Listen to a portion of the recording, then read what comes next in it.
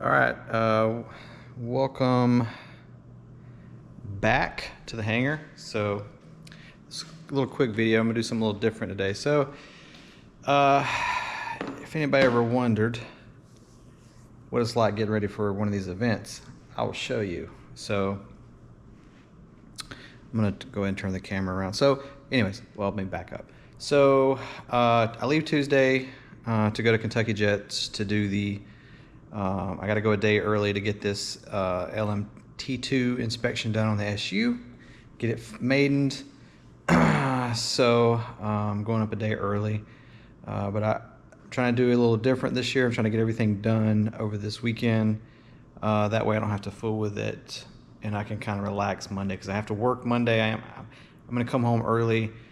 Just because they're putting up some more fencing in the yard, and I'm going to kind of do final stuff. That way I can kind of chill out that night before the chaos ensues. But anyways, so I just want to do a quick video. Tomorrow I'll do the running on the SU and the F-15. Test run the motors, taxi them around, just make sure everything's kind of working before I get to the... Just so there's no like, oh my God, I got a motor that doesn't work, because I haven't run them yet. So, but anyways, so this video is just kind of like, hey, look at what all the crap you got to do to get ready, especially if you got a lot of big jets like I do, or a lot of jets in general. So it can be a lot of work, and I think that's what was kind of burning me out, because you'll spend, and that's why I don't do a lot of jet flying here locally. With this bigger stuff, because I mean it's an all-day thing just to go out and get there, get set up. I mean, you'll spend almost half the day or more than half the day setting up everything, depending on how much you take. It's just one model, that's different. But when you go to these events, the day you get there is usually 3 to 4 hours of setting up, depending on how much stuff you have, and the same for the teardown, which is the worst part, because you're so after a long hot week here in the South, man, the last thing you want to do is try to have to put all this stuff up. But luckily I have a good group of friends. We all kind of help each other out, which is always nice. And what I'll usually typically do on the last day or the day before the last day is, when I've flown a model enough or there's something wrong with one, I'll go ahead and put it up. That way, as I get towards the last day and I fly that model for the last time, which is, you typically don't say that because it's bad luck, I will put it up, and then when I fly my last flight, it's usually the last jet to put up, so it's a little bit easier to do. And then usually that night we have the banquet dinner, and then I get up super early in the morning and roll out before the sun comes up to get back home and enjoy what I can of Sunday before I have to go back to work on Monday. But anyway, so let me turn this around here. I gotta go kind of quick. The battery's kind of low. So what has to go in the trailer? So the first thing I'm going to put up is this guy. This is the A7. It's done. I rebalanced it already with the seat. I added this little, I already did a video on it, the little heads-up display. And I take the wings off and the stabs off, and it stays in the trailer on a shelf on those little foam things. Those were awesome. And I bought those at Mississippi Jets from a guy that was selling them. But I strap it down, I put a blanket over it, and then just put some straps across it. And this stuff, because it's sitting on carpet, it doesn't move. Even on a table, it doesn't move. And this stuff doesn't go anywhere. So that kind of helps hold it. And then I'll put the wings, because I leave the ordnance on, I usually put the wings in the back of my truck. The F-15 here will go in, probably the last one to go in. It'll probably, because I'll show you the kind of the layout in the trailer. So this will go on the front tray or table, cross table. This will go on the back. F-22, not this time. I haven't touched it. Still not motivated. I kind of want to get rid of it. I don't even want to finish it. It's had so many issues that, I mean, all the issues are fixed, but I just, had one before and I just kind of got burnt out on it. So anyways.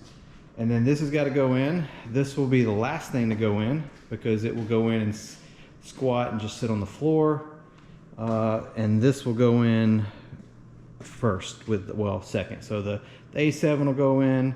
I'll put this guy in because I just roll it up. I flip the switch. Don't need power or anything. As long as there's air in, the gear comes up and I just literally lay it on the floor of the trailer on a old 4-inch thick memory foam bed mattress.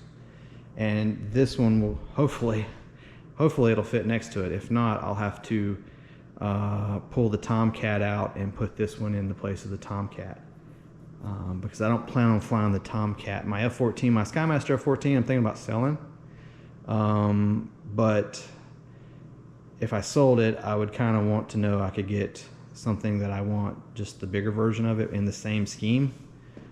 So I'm going to send, I have an extra stab that was damaged in the original shipping that I'm going to send to them, and if they can match that paint 100% with like, hey, guaranteed we got you, I might go ahead and sell the Skymaster F-14 of mine, which is it's probably one of the oldest ones around, because I don't know many that haven't been crashed that are still flying. I got something that most of those original guys don't have. I've got back rails that I kept from my old Fly Eagles F-14, which was the same scale, so it has front and back rails, which is a little different. Anyways, so that's kind of what we're looking at. So that's the easy stuff, honestly. You've got wings you got to put in and get it strapped down, you know. Then you've got the support equipment. You've got fuel jugs, which I have to go get some kerosene and mix up oil.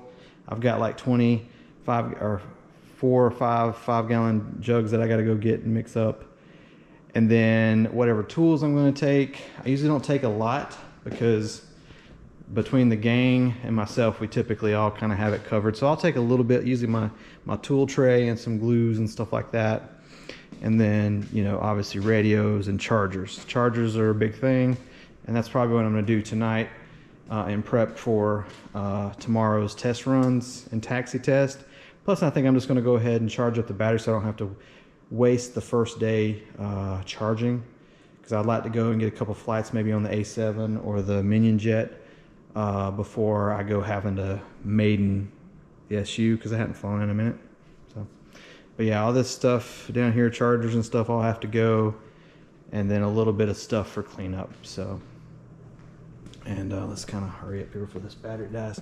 So this is my trailer. It's a 24-foot enclosed, very basic.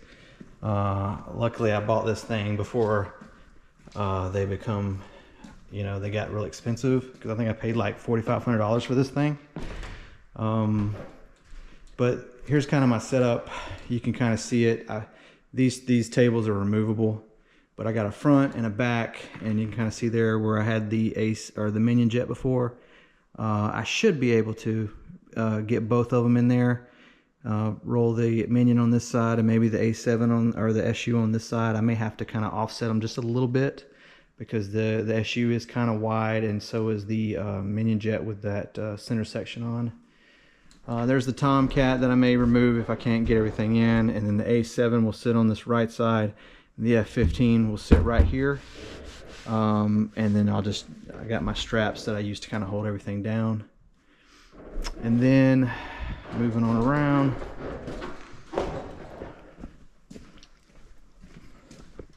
filled stuff and tables. I got to put a couple tables in here. Generator kind of stays in here. This is my fueler, and then I just strap it down with cargo straps right exactly where it sits, and then kind of put everything around it up here in the front. So that's kind of how I set up everything.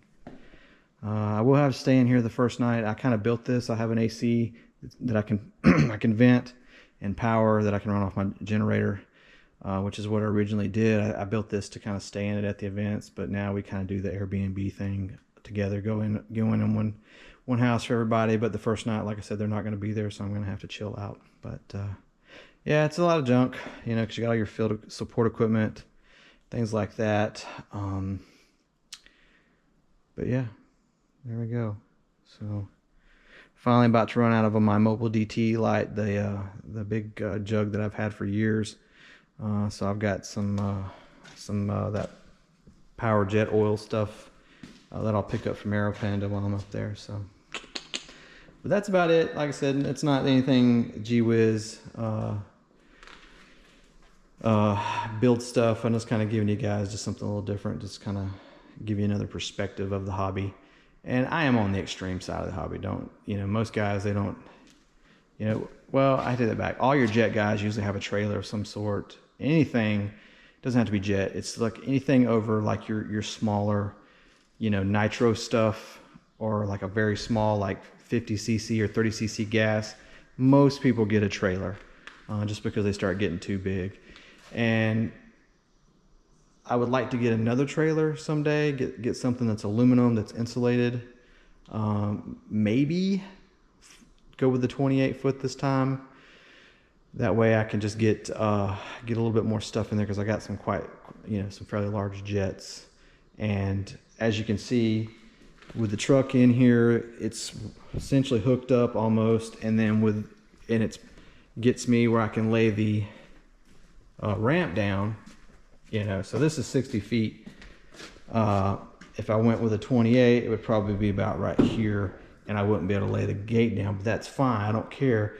I always pull this thing, I'll pull it forward and disconnect the truck, move the truck out, and then I'll load it, or I'll just pull everything outside and load.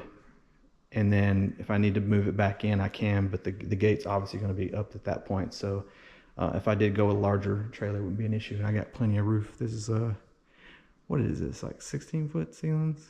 I can't even remember. Yeah, because it's a 14-foot door, so yeah, 16 or 18 foot. Might be 18 foot, I can't remember, God. But anyways, room to grow. So that's it, guys. So I need to clean out this truck a little bit and vacuum a little bit, and then I'm gonna put some stuff on charge and start gathering everything. That way I can load, because it's so swampy, man. I'm glad I don't have to do this outside, and I have AC in here, because I used to do that where I didn't have a shop, and you know, I always go to events in the summertime. So by the time I get everything loaded, I am literally dripping wet. So anyways, that's just it. Hopefully, you know, if you're coming to the event, look me up. If you need anything that I still have available on my website, you know, place the order, put a note on it, and I will refund the shipping and just bring it with me to Kentucky if you want. If not, that's cool. If you want to just stop by and say hey, you can do that as well. But you guys have a good one. I'm gonna get to it, man. I'm gonna throw on some tunes, jam out, and I'll see you guys tomorrow for the turbine runs on the SU and F-15 and some taxi tests. Cheers.